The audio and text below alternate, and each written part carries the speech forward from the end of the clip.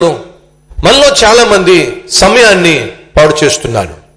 అలా సమయాన్ని పాడు చేసే ప్రక్రియలో మీరు చేసేటటువంటి మొదటి పని చెప్పమంటారా? Cell phone.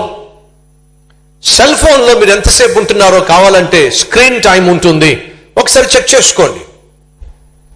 ఎంతసేపు cell phone cell phone cell phone cell phone cell phone cell phone.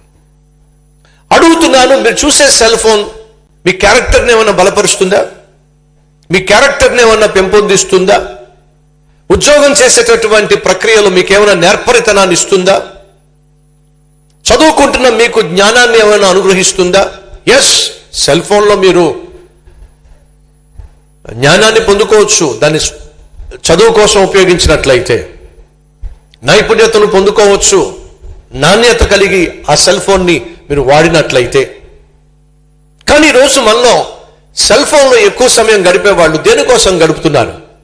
పొద్దుట లేస్తే చాలు రీల్స్ చూడడం, లేదా షార్ట్స్ చూడడం, ఎంతసేపు ఇన్స్టాగ్రామ్లో ఉండడం, ట్విట్టర్లో ఉండడం, ఫేస్బుక్లో ఉండడం, మరి ఇంకేమున్నాయో మరి.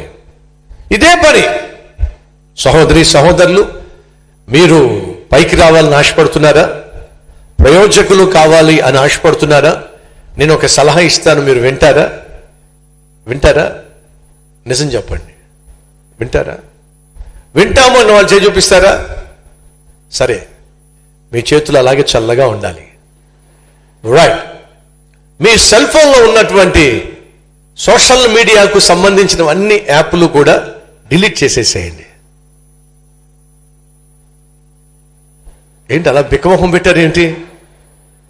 మీ సెల్ ఫోన్లో ఉన్న చెత్త చెదారాన్ని ఏం చేయమంటున్నా? డిలీట్ చేసేసేయండి.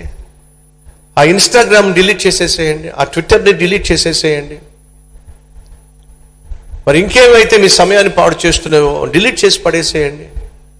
పనికి మాలిన యాప్లు, పనికి మాలిన చెత్త ఏమైతే మీ సెల్ ఫోన్లో డిలీట్ చేసేసేయండి.